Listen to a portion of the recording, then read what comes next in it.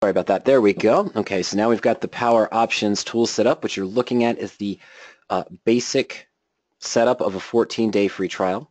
For those of you who are just getting started, I encourage you to take advantage of the 4 steps there to access the quick start guide, a variety of flash tutorials you can walk through to help you get familiar with the sites. You can access various live webinars and, of course, our library, of archived webinars as well, under the free webinars tab for PowerOptions tools, options strategies, options concepts, and more. Requested topics is where we put all of our Friday discussions. And then, of course, last but not least, any trial member or subscriber can schedule a coaching session at any time. Okay, so Sam says good afternoon to all in the room. Hello, Sam. I'm not sure if you were trading stamps.com, but of course, many of you might have seen there was that 50% decline today on stamps.com due to the fact that they are cutting out their relationship, their solo relationship with, there it is, stamps.com, I'm sorry, 57% decline today, down $113 as they announced, of course, that they are moving away from their proprietary partnership with USPS, and they want to sort of get into UPS and FedEx as well, and I guess, yeah, that just had an effect, of course. I wasn't trading that one. Boom up today about 37%. KHC as well. Kraft Heinz took a big hit today. That's usually when I trade as a Mary put. I like trading that stock. I haven't done it in a couple years.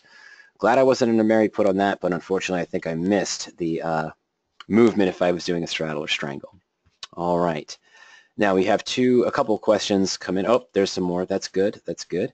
All right, here. So, my apologies. First question that comes in today is from Rahim. And Rahim says, could you expand on the 85% probability calculation as it's related to delta? You have demoed it in the spreads discussion in 2018 and 2019. Absolutely. Okay. So in the beginning of January 2019, we started going over some of our spreads discussions for bull put credit spreads, bear call credit spreads, other spreads. And we refer to our bull put weekly screen that looks specifically for spreads that are about 14 days out in time. Here's our weekly bull put search. But we're also looking for a probability of 85% or higher. Now, what does that mean? Well, the probability calculation is based on sort of the 52-week trading range of the stock. We're able to take a standard deviation of those values, which gives us a bell curve. And based on that bell curve, we're able to, of course, calculate what is the likelihood that the stock would be trading at or above a specific strike price on a specific date. In this case, for this bull put spread on Lockheed Martin, I might sell the 295 and buy the 292.5 for 8th of March expiration, 14 days away. There's an 86.8% theoretical probability that the stock will remain above 295 in the next 14 days, currently trading at 306. Okay, now how does this relate essentially to delta? Well, it's a similar calculation that is used in the sense that delta is a calculation based on what is the expected movement of the option price based on a 1-point movement of the stock. And that takes into account certain things such as the past 52-week trading range, which helps with the volatility of the stock and the implied volatility of the option as well. And so what I've typically found is right what you'd expect. It's a little bit different, but in general, if I've got an 85% probability above, that's going to translate to a 16, 15, 14, 13, or 12 delta. Okay? It's not exact. In other words, this is not going to be 13.2, although it's fairly close. Okay? But there's some subtle differences in the calculations that are used, but it's pretty much the same. In other words, on Lockheed Martin, we saw the stock was trading right about 306. Well, the 305 call probably has a delta of around 0.55. And it also has a probability above of probably around 52 or 53%. Okay? So they sort of work in conjunction with one another. If you prefer to screen by delta, as opposed to using the probability, I would suggest looking for your short option delta, in this case on the bull put, to be 15 or less. That would roughly equate to a probability of 85% or higher. Okay, and if you're looking for out of the money, deeper out of the money, I'm not deeper out of the money, if you're looking for in the money options, in that case, then you might be looking for a higher delta of, say, 0.8 or 0.85. Okay, so that's how it generally relates. Now let's just see if we can take a quick view here. I don't have it selected, I don't believe. Let's go into Add Remove Columns very quickly. And anytime in any search, what I can do is pick and choose which data columns I wish to view. And I'm sorry, I'm actually going to go to, I thought I had it here. Oh, there it is, short option delta. I'm going to select that, the delta of the short option. So in a spread, that's what we're referring to. That's our pivot point. That's the one we want to know. In a bull put credit spread, it's the put that we're selling, the higher strike. In a bear call credit spread, we'd be focusing on the call that we're selling, which is the lower strike. We want the probability below in that case. And of course, the system knows that. You don't have to put those values in. I'm sorry. So before I submit that change, I'm going to change the order. I'm going to select short option delta. I'm going to move it right next to our probability above calculation. So let's submit and save that. And we're going to be prompted to refresh the page here. Okay, so the reason why I did that is we want to highlight these two columns on the first page of the results here, the probability and the short option delta. And you can see, Rahim, they're relatively close. We'd already talked about the 86.8 delta here with the 0.13. I'm sorry, the 86.8 probability is 0.13 delta. 85.3 delta of 0.4. Get up to the 87s, we're at 0.12, and so on and so forth. So it's close. It's not a direct approximation because the equations are subtly different, but they're fairly close. So you could use delta in addition to using the probability if you prefer to use delta. And this would be the same for if you're doing a naked put search where you want the naked puts to be OTM, out of the money, for a higher probability of expiring worthless. Covered calls, for example, if you're doing in the money covered calls, I should say it that way. So you could set it up, the screens, by delta or, of course, by the probability as well. Okay, and you'll see that they are very close. Not exactly 86.1 relates to a 13.9. That would actually round up to 14 in this case. So subtly different, but not by that much. And let's just take one more example. Let's take Lockheed, LMT. I'm going to go right to the chain. I'm just going to look at the call chain very quickly. And we're going to do something very similar to what we just did. I'm going to clear out most of these. We're going to go back to Add Remove Columns again. My apologies. And let me just take out, well, let's just do this. Let's just change the order, shall we? And instead of putting probability at the end, I'm going to move it right next to the delta.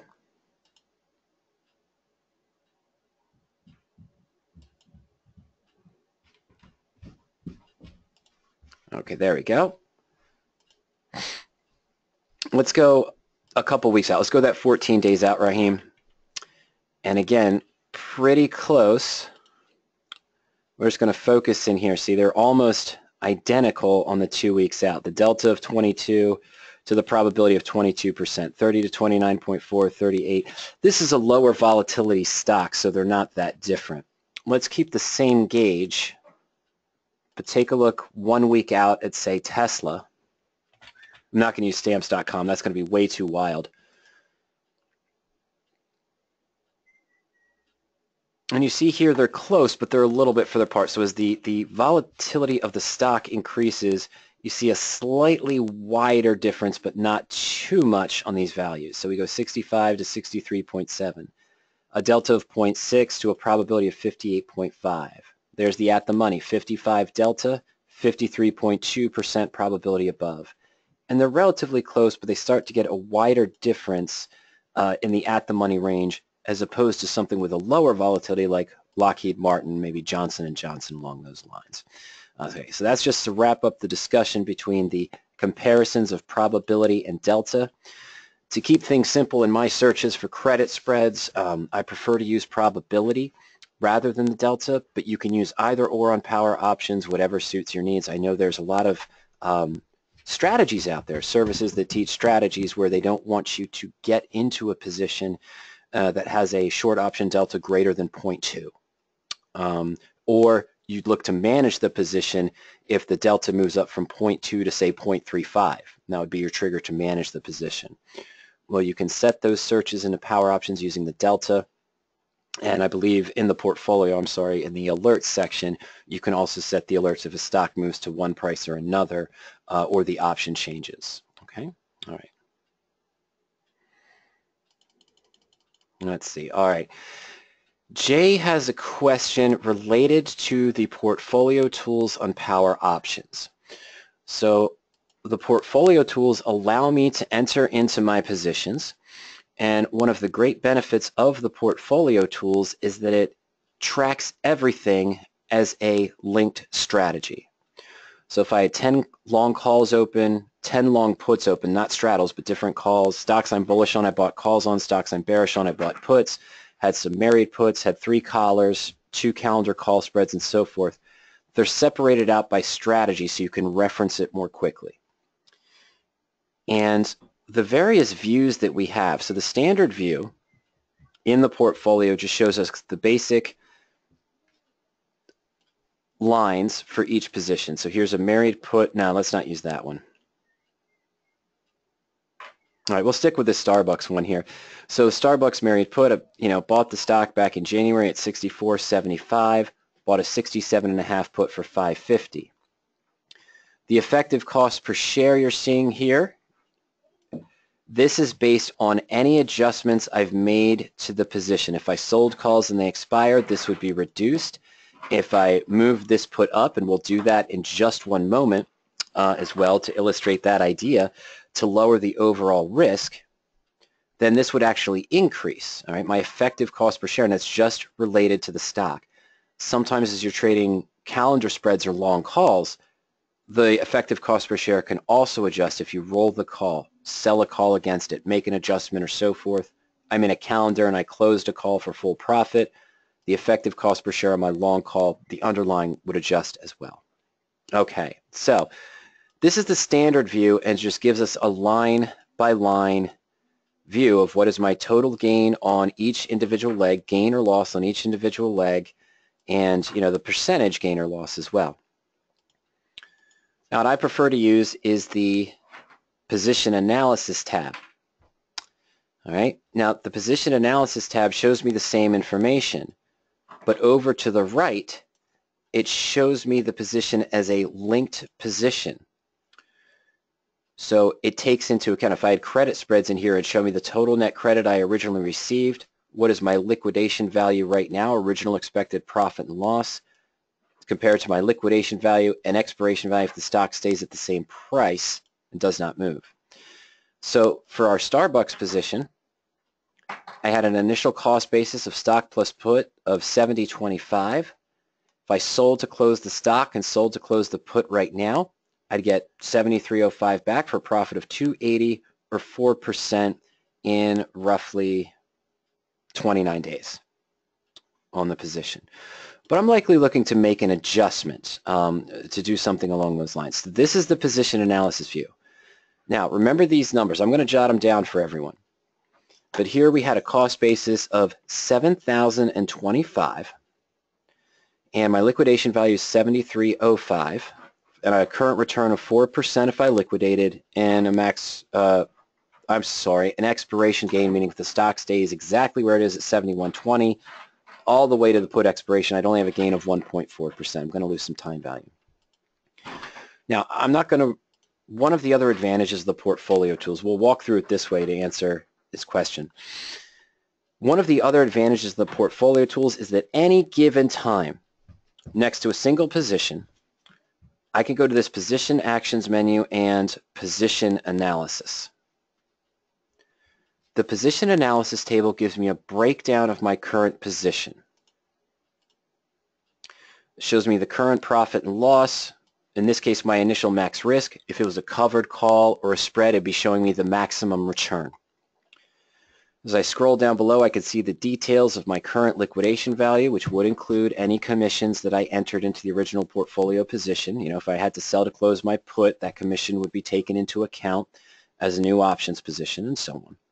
And the future expiration value. And then down below, you'll see potential rollout opportunities, ideas of how we might manage our positions where all the math is done for you. What if I sold a 21-day out 72 call for 81 cents? How would it change my position? Well, I might get a new max return of 5.5%. I'd lower my risk down to 2.8%. All of the math is done for you. If you're rolling covered calls, adjusting a naked put, calendar spreads, credit spreads, standard collars, long calls, long puts, you'll be able to see rollout opportunities in many of those situations. Here I see an opportunity to adjust the put to potentially bulletproof the trade, take out all of the risk. Okay, and this is the one I was looking at. With the stock now at 71X, what I'm probably 71.20 or so, what I'd probably consider doing is rolling up to the 72.50 strike. Remember, I had the 67.5. Now this is going to cost me a debit. I can sell to close my June 67.5 for 182, buy to open a June 72.50 for 390. So I'm going to have a $2.10 debit, but I'm gaining 5 points of a higher payout. So now my new cost base is 72.33, but I have a 72.50 put, so I'm guaranteed a profit of 17 cents. I'm bulletproof and can still do other adjustments. Okay. Now, the position analysis tool can only be linked to if you have entered a position in the portfolio. And this is where you see the rollout opportunities. You don't see the rollout opportunities right on the portfolio. That's one of the main differences between the position analysis view and the position analysis tab, which gives you the breakdown of the current position. All right, now, if I see a rollout opportunity that piques my interests, I'll just go to simulate trade. It's great to see things numerically. It's better to see them side by side. So on the left in red, my original married put of Starbucks at 64.75, bought a 67.5 June expiration put for 550. Max risk was 3.9%. Current return is about 3.9%, 4%. Now, if I do this roll, sell to close the June 67.5 for $1.82, and buy to open the June 72.50 for $3.90, my total cost is going to go up from 70.25 in the original position on the left in red to 72.33. But now I have a 72.50 put, so we have a bulletproof position with infinite upside. Here's my original position in red for graphical comparison. Here's my new position in blue with the bulletproof status, still unlimited upside, but with an increased cost basis up to 72.33. I can do other adjustments as I choose as well. All right, so now I've decided I want to make this trade to bulletproof this position. And I could just scroll down here. Rather than going back to the portfolio and selecting to roll, if this is the one I like, we can just submit change to portfolio. We're selling to close the 67.50 put for $1.82. Buying to open the 72.50 for $3.90. Increased cost per share of $2.10 to get a 5-point higher guaranteed exit, and this bulletproofs our position. Submit change to portfolio. Okay, so now we're back. We're in the position analysis tab on the portfolio view. Here's my Starbucks position, originally purchased at 64.75, and my 72.50 put now, which is the open trade, linked to it at $3.90. And notice the effective cost per share has moved up. That $2.10. Oh, I'm sorry. Yeah, it's not $2.10. It's moved up the difference of what I lost in the put. I paid $5.50, excuse me, and we sold to close it for roughly $1.82. right? So we lost about technically 370. Let's just call it 370 on the put. So my cost basis, my effective cost per share on the stock went up by 370 to 68.43. Now, although I'm in the position analysis view right now, this is taking into account, this view here is not taking into account, as you can tell, the new effective cost per share. Okay, it's based on the original price. But that's okay, because now that I've rolled this position, I can always go back and look at the position analysis again, which will base the return and what I'm currently looking at of my new effective cost per share of 68.43. And of course, other rollout opportunities are still available to increase my bulletproof status and lower the risk and increase the profits. But whenever you make an adjustment, as I link to the profit and loss chart, just to do a graphical evaluation, we are taking into account now the new effective cost per share. So you see exactly where you stand. So if I just want to say, hey, I've bulletproofed already, stock's at 71.30. Can I sell a 1 week out 72.5 call? Well, it's 72, but there's only 27 cents. So I may have to go further out to look for something at the 73 strike at 26 cents. That's not too bad.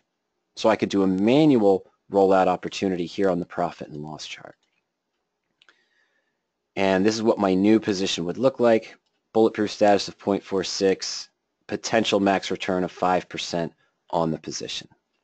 Okay, so the subtle difference I think you're referring to, and it's due to the complexity of the portfolio itself, is that when you're looking at this position view, the numbers that you see over here in the liquidation value and so forth, let's do it this way.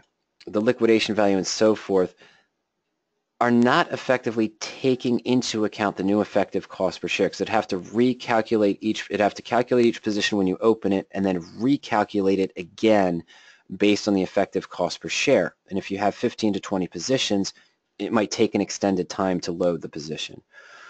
But your rollout opportunities and your graphical positions are only available in the position analysis view, or just linking directly to the profit and loss chart, and that is taking into account any dividends you've collected, positions you've closed, opened, rolled, and more. Okay. Oh, and another question comes in: what happened to the what happened to the original put, the 67.5? The portfolio view, where you track your open positions, only tracks open positions. Okay. So after I've bought to close a call that I sold, rolled a put option, done any of that nature, you'll only see the closed position in the transaction history.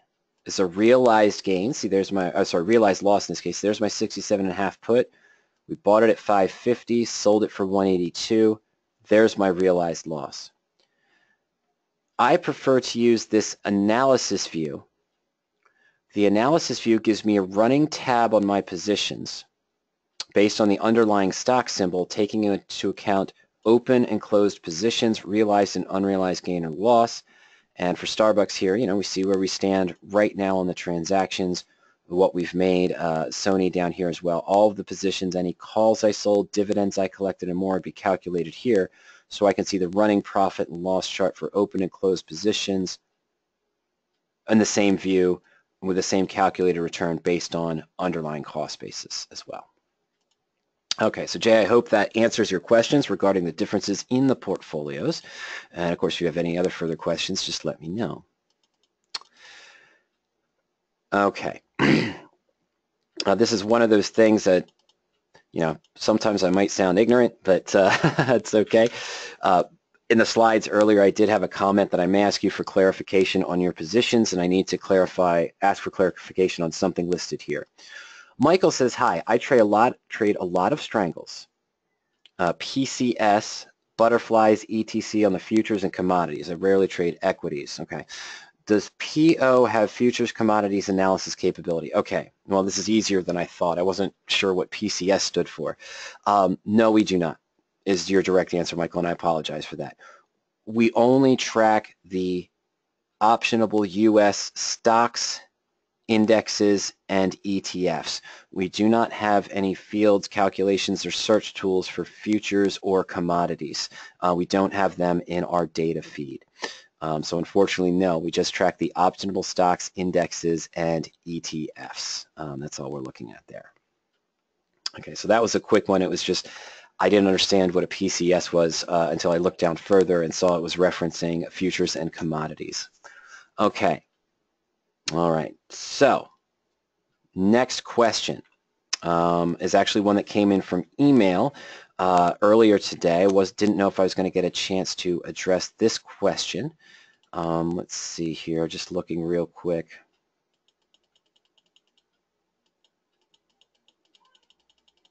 Okay, this is a question from Lawrence. And I was hoping Lawrence was going to be able to join us today. He wasn't sure, I don't think, if he was going to be able to.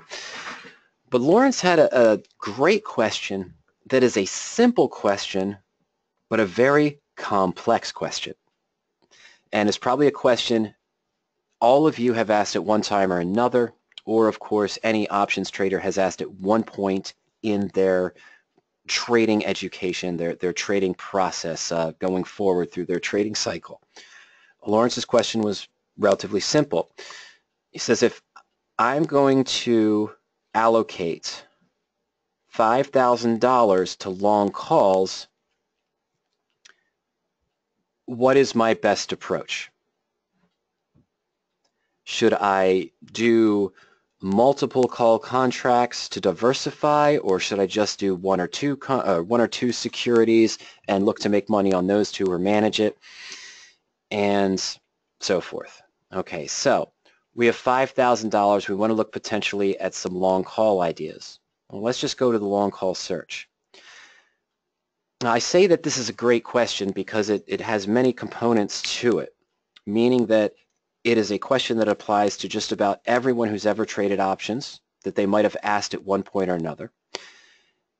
It's a question that really can't be answered directly. That makes it a great question because we can cover a lot of different information, but at the same time it is a question that's to the heart of options trading and options investing.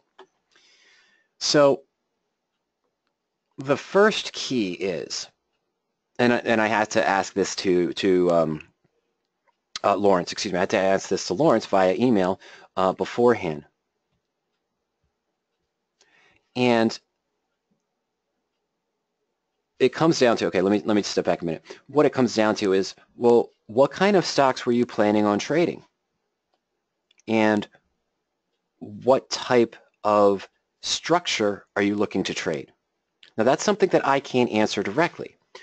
See, a long call investor might get the idea that they want to go slightly in the money to have a higher delta so that when the stock moves, they get more of a gain on the option closely related to the stock. They're using it as a stock substitute. Other long call traders are very speculative. They'll go a couple strikes out of the money to pay maybe 85 cents to $1, hoping that if the stock moves up, they can double their price quickly. If the stock only moves up 1 or 2 points, they can get a 100% return by selling to close that call for $2. But right now you can probably already see part of the issue with Lawrence's questions. We have $5,000 to trade into long calls. Okay? And if I just went to this list, well, if I went to this one here, if I was interested in OLED at 145.77, going just a little bit out of the money, the 150 is still 13.80. Of course, this is 119 days out in time. But right there, that's about 25% of my trading capital. And I'm not going to trade 2 contracts because that would make it 50%. I could only trade 1 contract. And now I can still make 4 or 5 other trades allocating about $1,200, 25% to each one.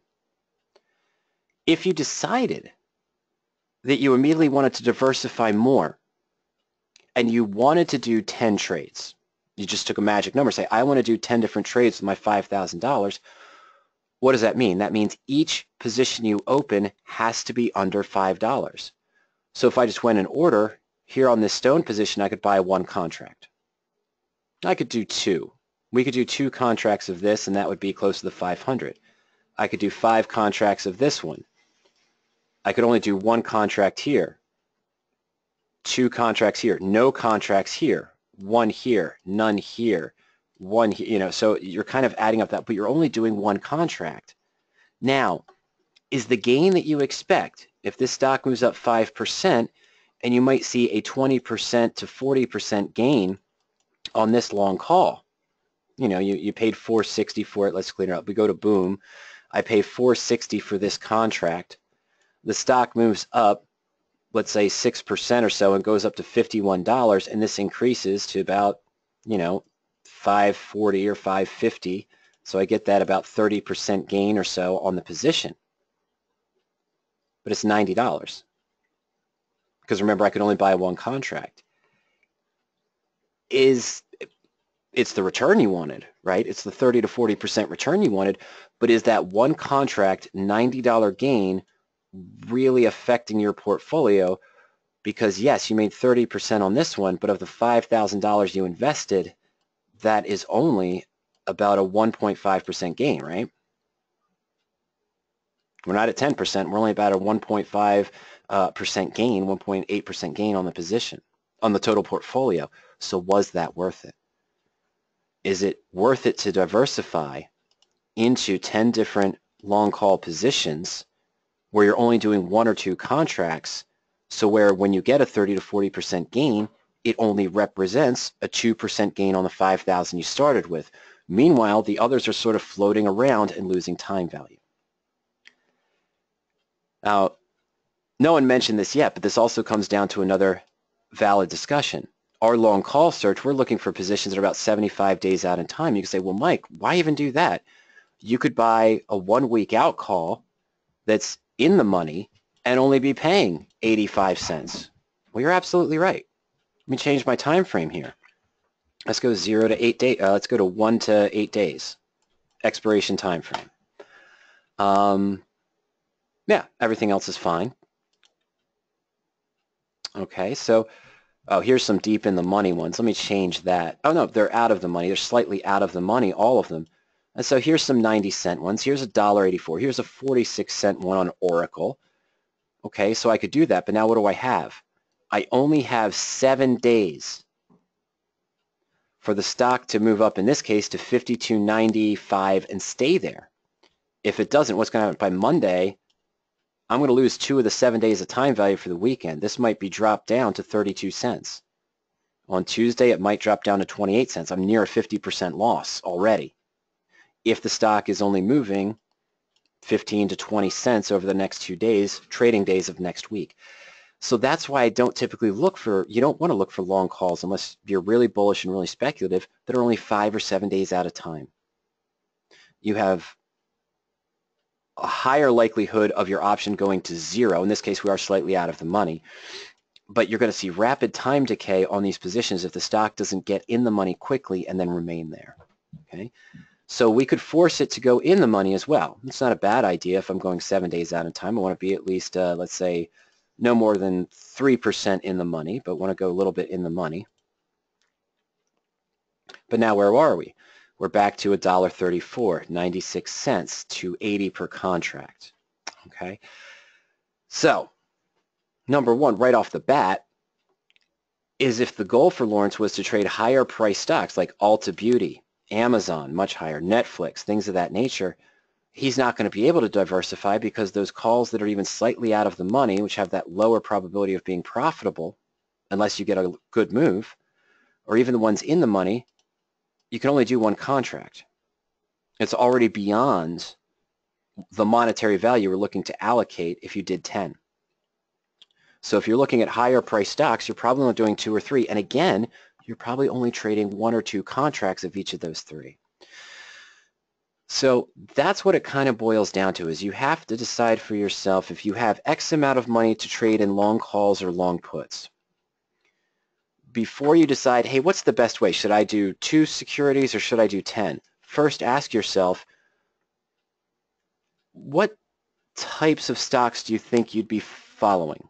Is the underlying price an issue or not an issue for you? Normally, you'd probably look for stocks that are above $15 minimum, and you might not even care about the upside. But if you're thinking about a basket of 4 or 5 stocks you've been hearing about in the news, and they're all higher price, above $200, $300, $400 per share, right away you know that each option is probably going to cost you at least $5, $6, $7, $8, even some of the out-of-the-money ones. On Amazon, you might be paying as much as $90 for a call. Well, that's $9,000. You're out of the game already in that case. Can't buy that call.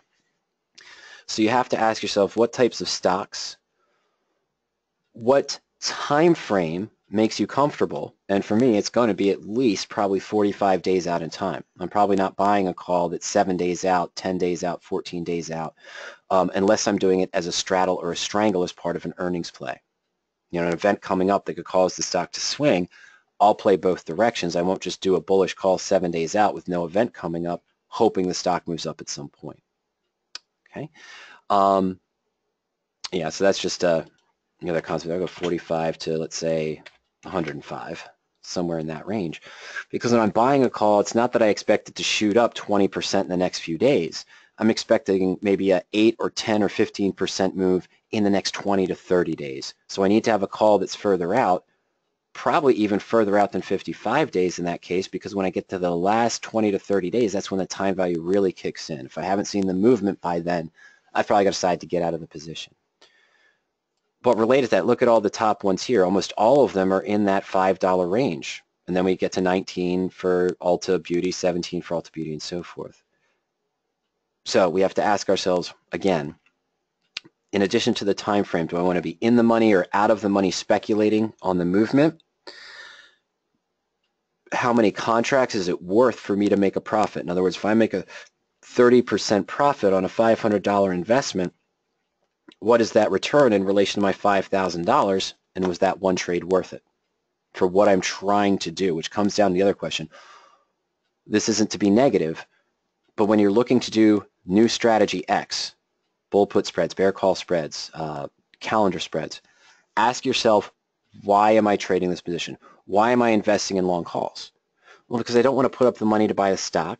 I'm looking for a good leverage return because I think there's opportunities out there, or the market itself is pretty bullish, and I want to use that leverage to see 30 to 40% returns. Excellent. Now, what target do you need? What underlying do you need? Underlying cost basis into a call or a put do you need to make that 30 to 40% actually count to the money you're allocating in your portfolio to make that trade even recognizable? It's probably not taking that $5,000 and diversing it into 10 different positions with a reasonable time frame to reach a profit instead of really speculating only 7 and 10 days at a time and hoping for a stock move to get the profit that you want. You just want to be further out in time to give more time on your side. It is going to increase the cost, and that has to be a determining factor. So you sort of have to develop your own trading plan as to why you're doing a strategy X, Y, or Z before I can tell you, is it better to diversify or not to diversify? Because it's all going to come down to, if you diversify too much, even though you're seeing a 30% return on one of your positions, that might only be a 1 or 1.5% return on the total capital you've allocated. You might not even notice it right away. Now, if you're right 90% of the time over a 3-month period, then you'd notice it. Don't get me wrong. But don't expect to be right 90% of the time when trading long calls or long puts. You're probably looking at more of a 55 to 60% of the time you'll have winners. Some winners might be 100% win. Some winners might be a 5% win. Some of the losers you hopefully control to be only 40% losers instead of the full 100% loss, but you will have an occasional trade that just drops out of bed for an unexpected announcement or unexpected reason. Before you know it, your long calls at an 80, 90% loss with a 10, 12% decrease in the stock for an unexpected event. Okay.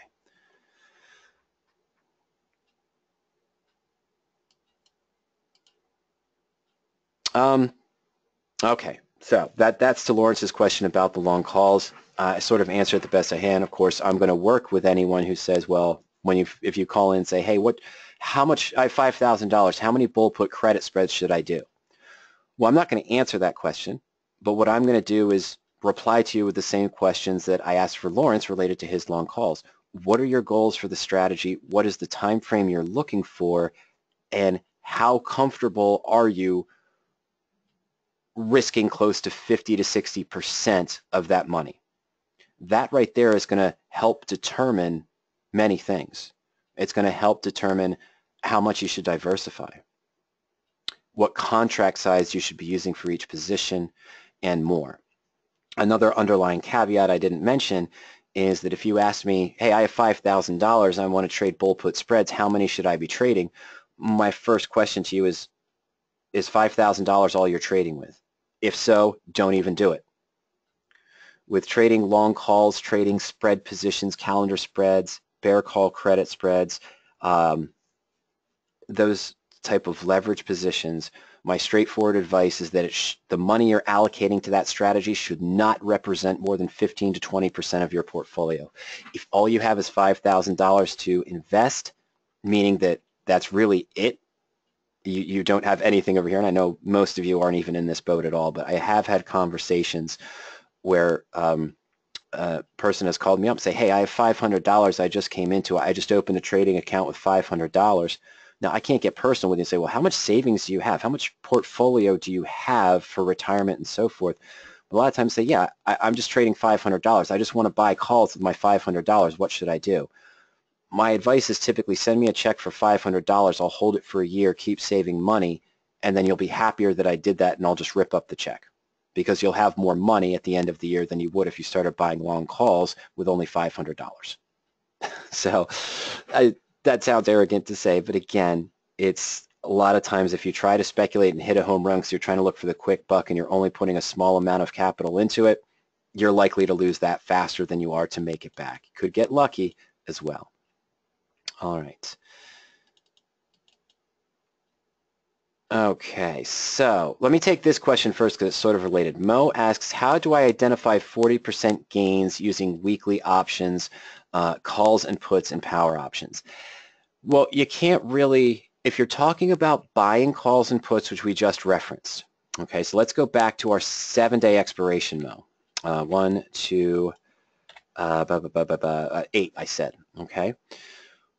There's no real way to search for the positions that will give you a 40% return or have the probability of giving you a 40% return because this strategy, buying calls and puts, is all based on what the stock does. There's no way to calculate a return. I can calculate a target, right? So again, let's just take OLED here. Buying the stock at 145, I'm sorry, buying the stock, my apologies.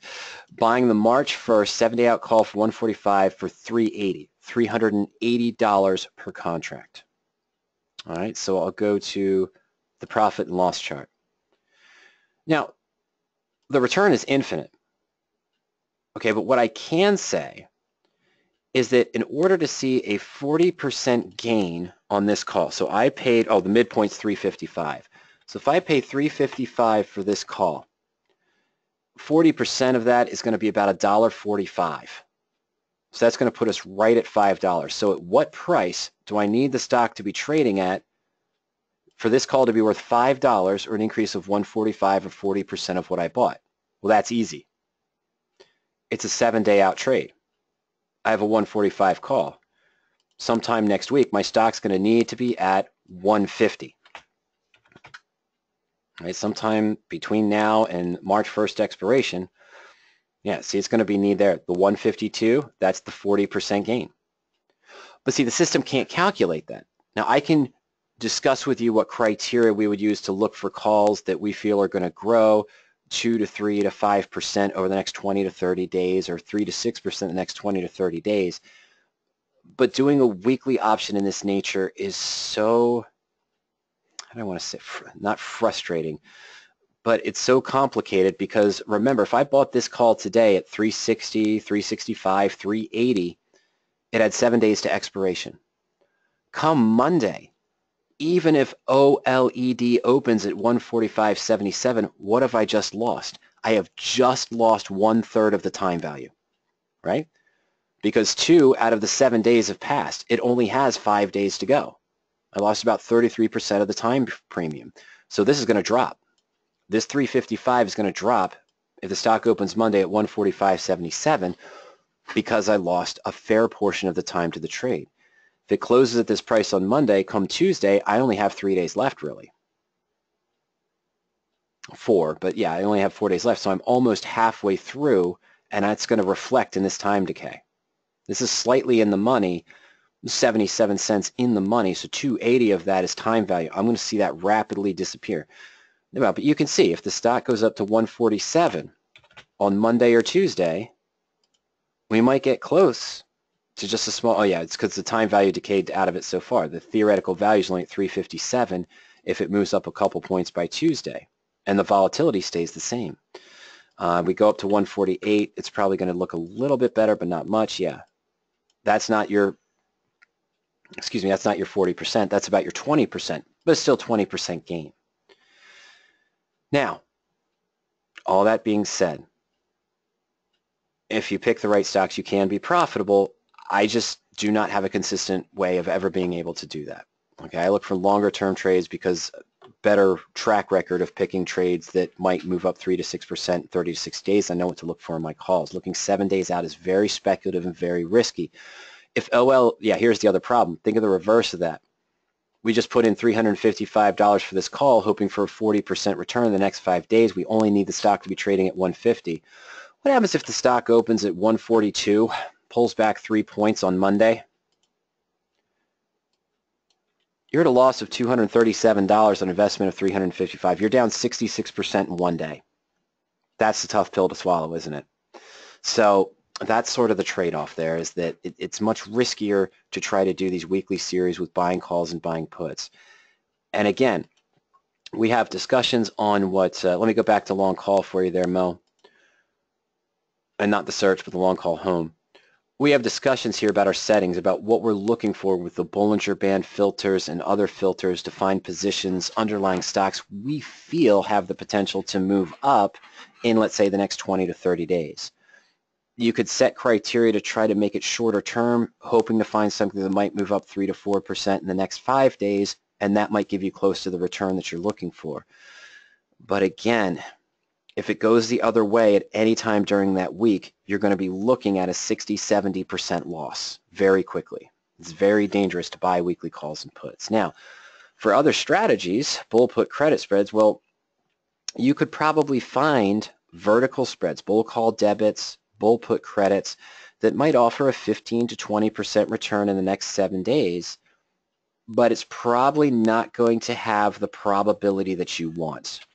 Meaning that we talked earlier at the beginning of the presentation of looking for probabilities of 80 or 85% or higher, using that lower short option delta of maybe around 0.20, 0.15, something along those lines. I'm sorry, 0 to 8. Let's just make this 1 to 8. And so, but for a spread, yeah, I could look for lower strikes here, a lower net credit, not going to be as far out of the money, and let's lower this down to 80% probability to get more results.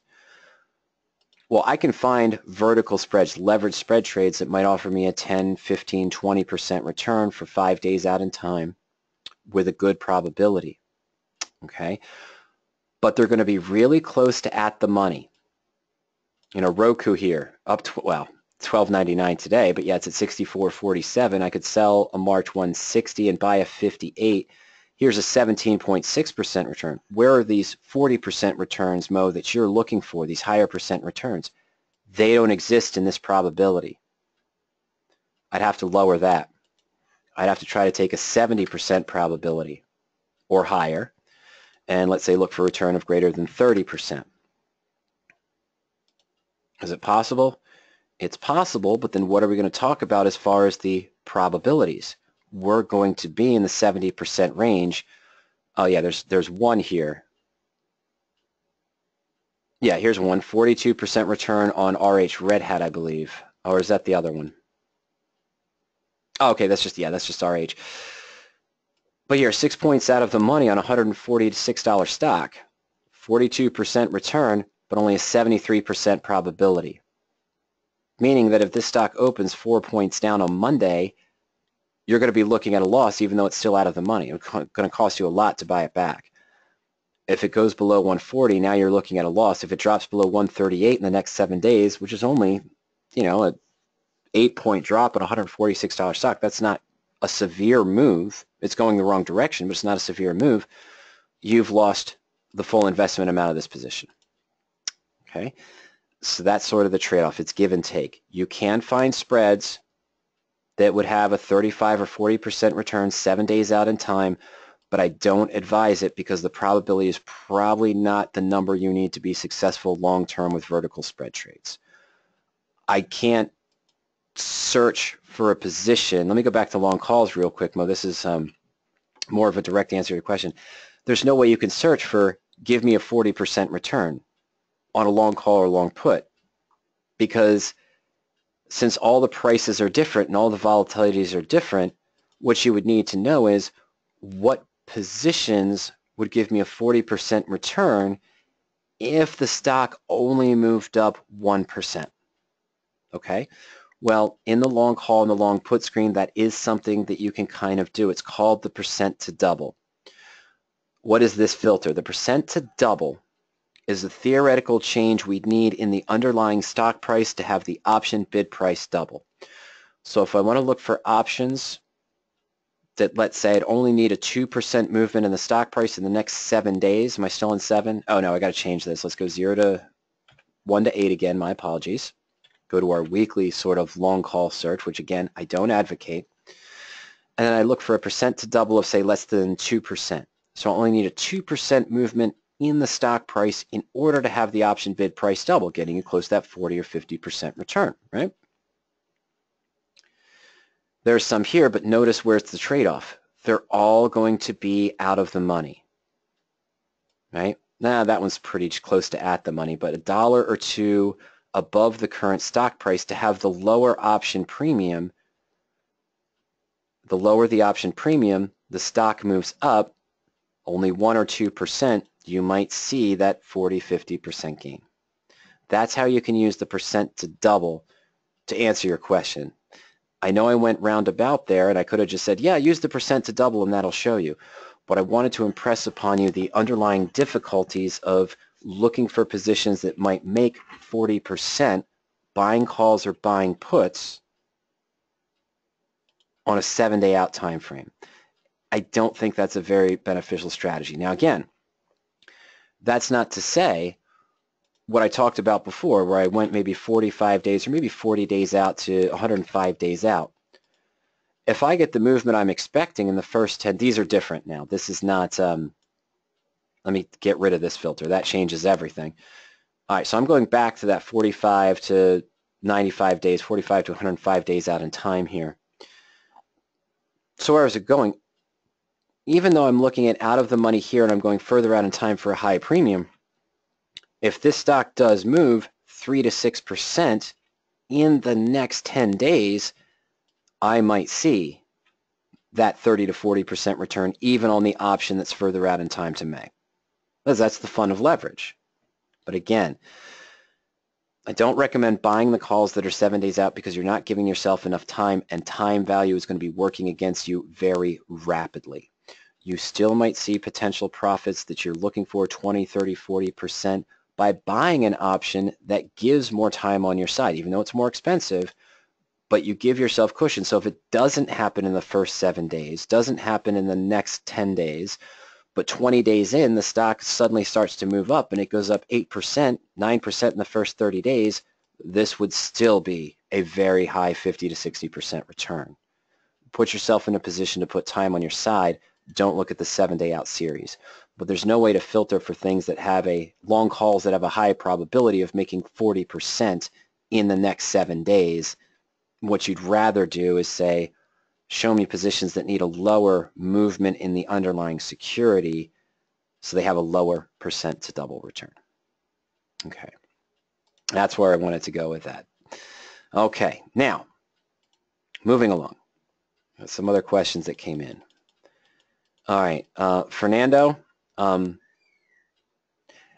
don't know.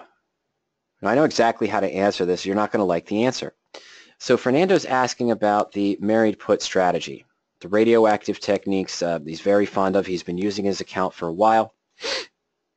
And that's where we buy the stock, we buy the put, and we use those 12 different income methods. One I already illustrated using income method number 4 in our Starbucks example showing the portfolio tools at the beginning. Now, in order to satisfy the 3 core principles of any options trade, and specifically limited risks trading, to put this on our side, the 3 core principles are forcing an ideal size trade, meaning I'm controlling risk to under 8%, under 9%. I'm going to just go under 8.5% on my screen here and make some adjustments first. Okay?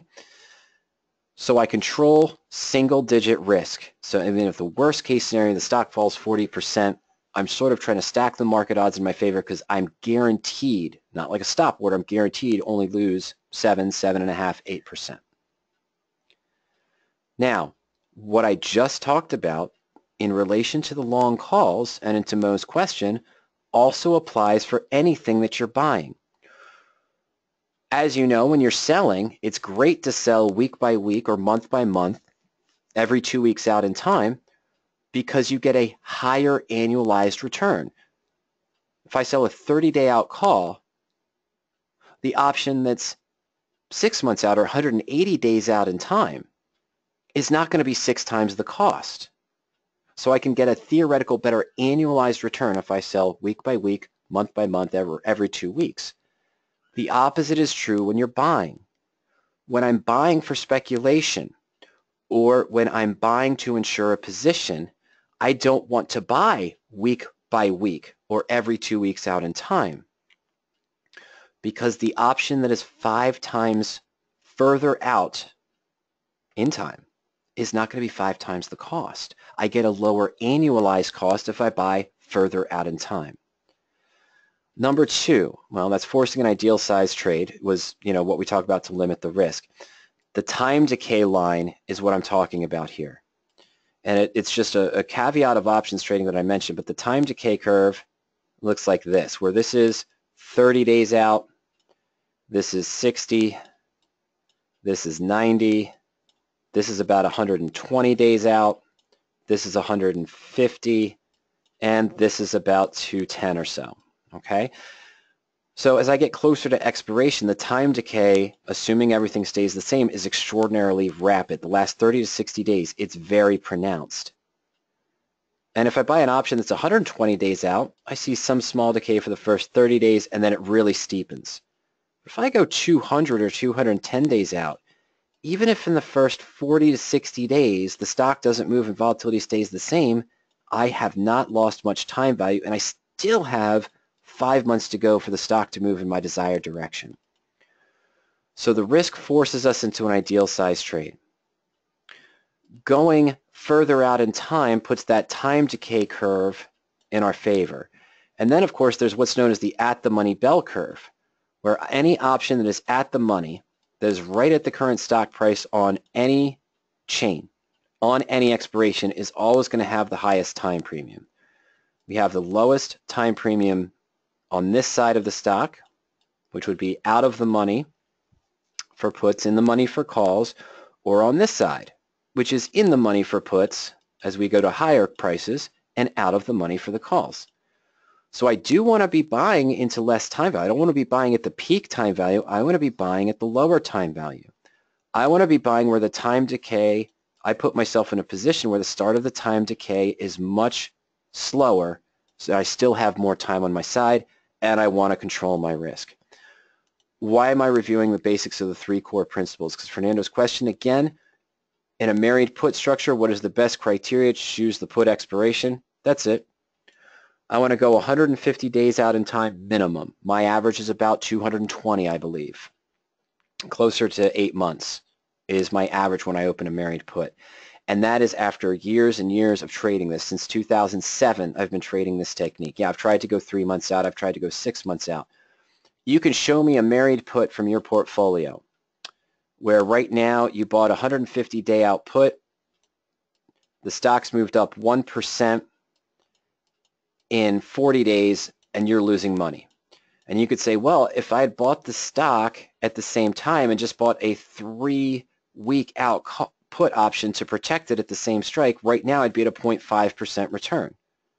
Well, yeah, I could show you dozens of examples of that on positions I've had that moved up 10% in the first month. I say, oh, woe is me. If I had just bought the stock and not bought the put at all, I would have made 10%. Here I'm only making 6 because of the price of the put option that's 150 days out.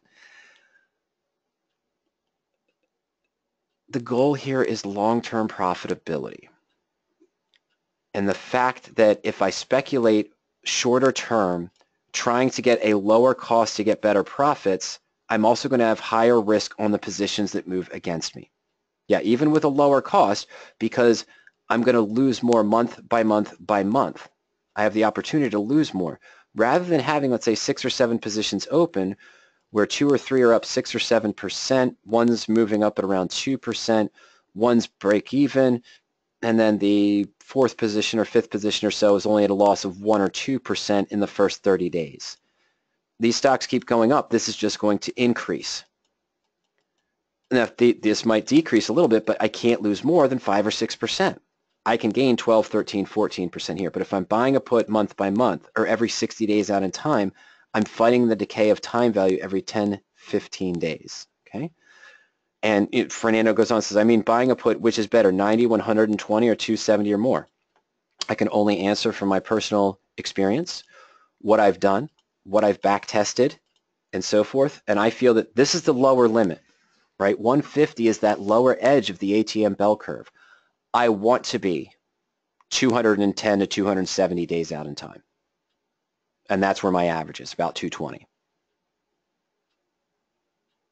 For the structure, looking for positions that move up, hopefully what we're looking for, what we're experiencing, what I experience is on most of the time the stocks that I pick for this strategy move up 3 to 6% within the first 30 days.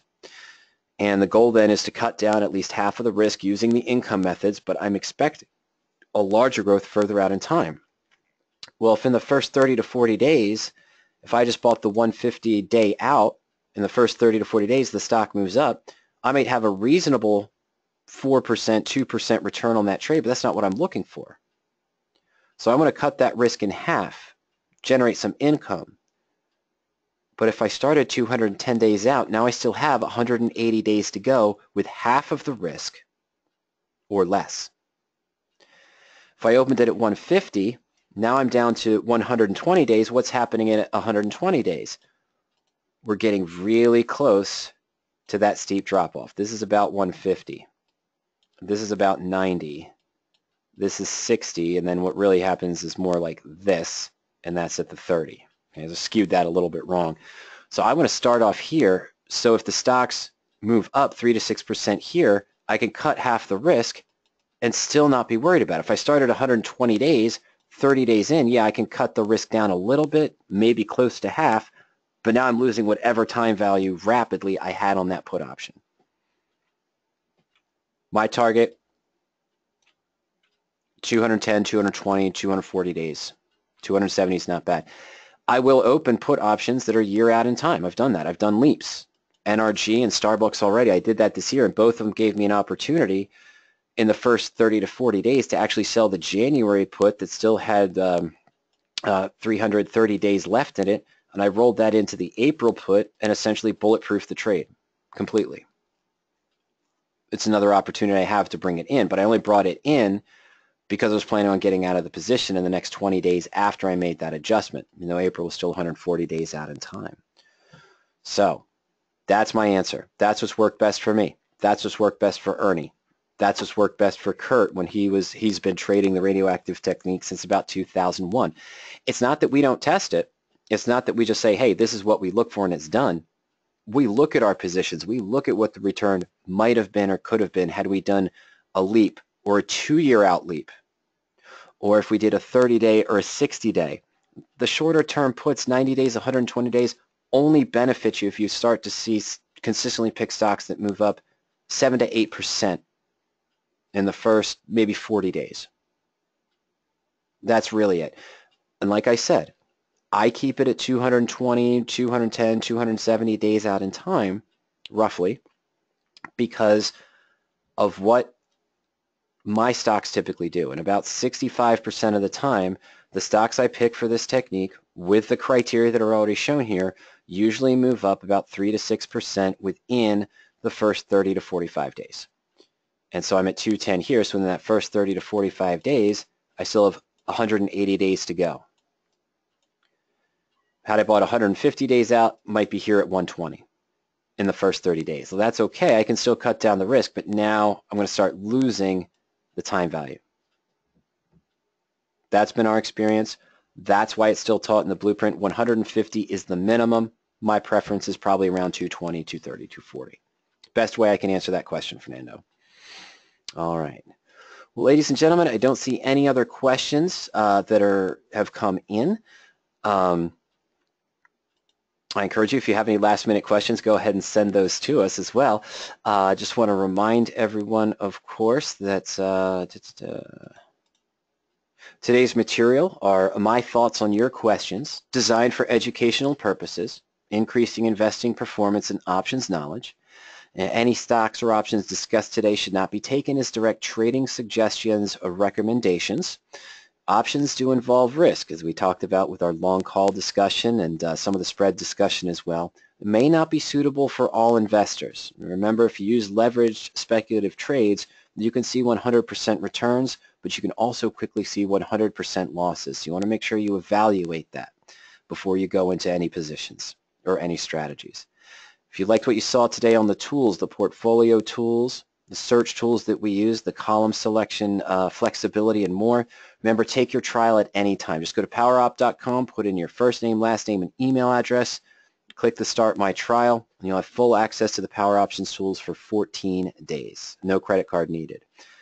After that, our subscription levels do start at $40 per month, but we do offer premium services and real-time services as well, depending on your needs and what strategies you're doing.